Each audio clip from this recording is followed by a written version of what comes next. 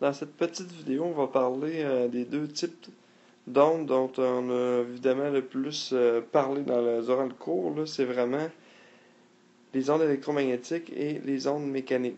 Donc, brièvement, on pourrait dire qu'une onde électromagnétique, dont fait partie la lumière visible, ses caractéristiques, c'est vraiment une vitesse qui est très très élevée. On parle à 300 000 km par seconde environ, ce qui est extrêmement rapide.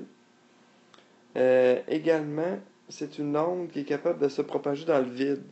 Pas besoin de matière dans le fond pour se propager, contrairement au son comme on va voir dans quelques secondes. Donc ça peut se propager dans le vide, c'est extrêmement rapide.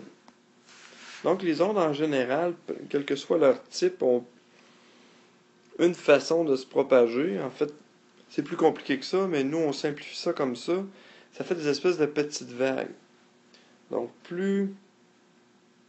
disons je fais des petites vagues ici, là. Donc les vagues peuvent être plus ou moins rapprochées. OK? On appelle ça la longueur d'onde.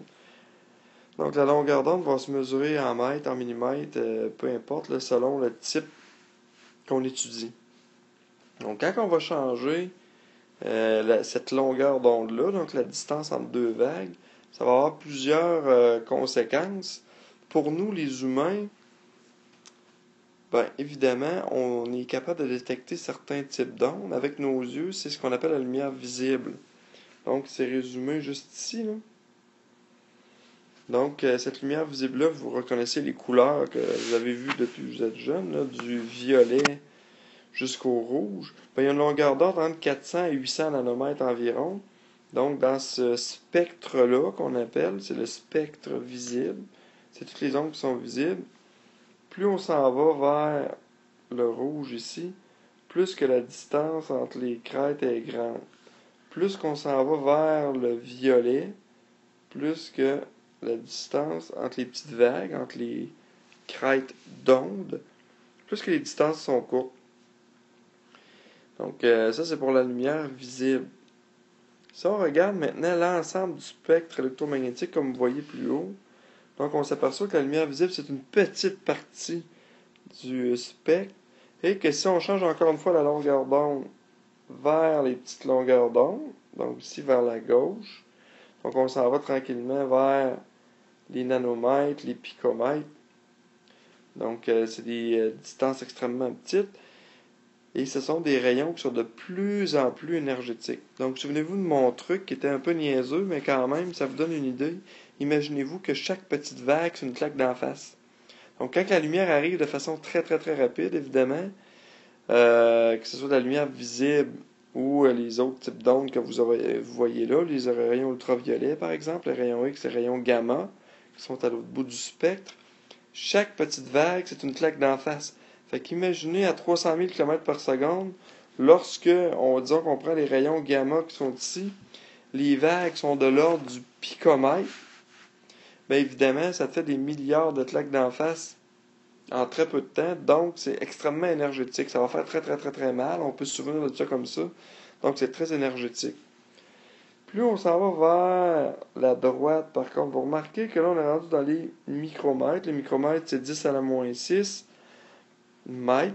On arrive ensuite vers les infrarouges et les micro-ondes pour finalement aboutir aux ondes radio qui peuvent avoir des longueurs d'onde de 1 km. Donc, ce sont des ondes, si on simplifie, là, évidemment encore, là, qui transportent un petit peu moins d'énergie.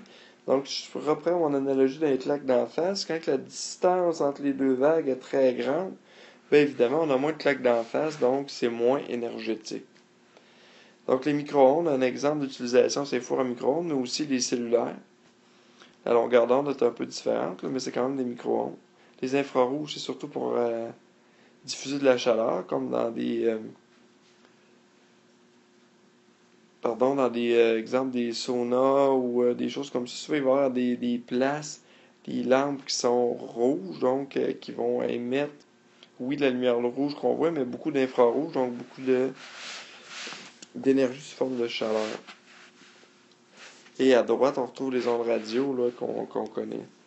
Pour ce qui est des ondes sonores maintenant, bon, excusez, mes vagues sont pas très régulières, mais c'est le même principe que tantôt. Donc, si on change la distance entre les vagues, entre les crêtes de vagues, on va changer la nature de, du son qu'on va produire. Comme là, on parle vraiment du son. Le son, c'est une onde mécanique, donc ça lui prend de la matière pour se propager.